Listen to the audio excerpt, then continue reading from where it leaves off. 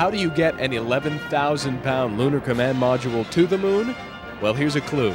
They sit beneath 3 stages of the Saturn V rocket, nearly 360 feet away, and they get real hot when you turn them on.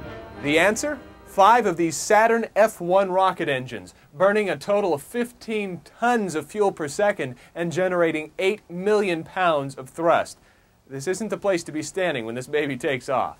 But it's a relatively safe spot now. Having been designated a National Historic Site, I don't think the Saturn V is going anywhere soon. Everything that you see here was really the idea of Dr. Wernher von Braun, the German rocket scientist who came here and, of course, played such an important role in America's space program and the development of rocketry here in Huntsville.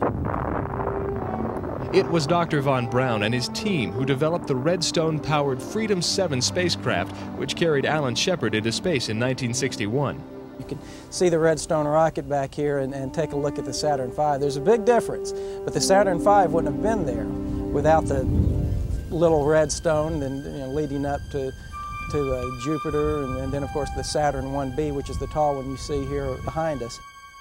Now, the Redstone, the Saturn 1B and 5, and other key links in our space program's chain reside here in Rocket Park, one of 4 areas at the Space and Rocket Center. Other than rockets, we have various missiles. We have an actual lunar surface that's been recreated out here, so there's a lot to see, really things that you can't put inside a building you see out here. Kind of makes you wish you were a kid again, doesn't it? Well, the truth is, you don't have to be a kid. A visit to the Space Center can bring out the Captain Kirk in all of us. I wonder which one of these buttons starts this thing up. Maybe it's this one. We also have U.S. Space Camp, Space Academy Training Center, which is such a popular program. We began in 1982 with about 750 youngsters coming to Space Camp that year, and this year we'll have over 20,000.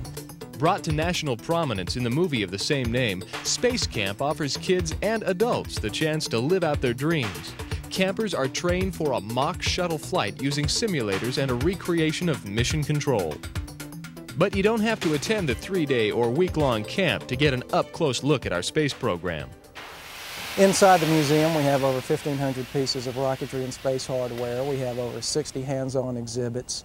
It's really a place where we want people to come and get as close to and touch and feel what America's space program is like. You know, I think a lot of people, when they hear the word museum, they tend to back off, because for a lot of people, when you hear the word museum, you think of a very dry, a stationary place where they won't let you touch anything. That's not what we are. We encourage it. We want people to get as close to everything here as they can, to see, to feel, to do, hands-on. That's the way it should be, and that's what this place was designed for.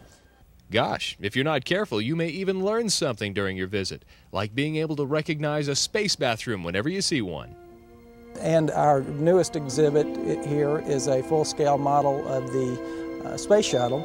This is the only one there is in the world that's a full-scale, complete exhibit of the space shuttle. And it was actually used for dynamic testing, it's called, by NASA. It was used for various tests. They would put it in the launch stands and shake it and rattle it and roll it and make sure everything was fine for future development of the space shuttle. People are really surprised to see just how big it is.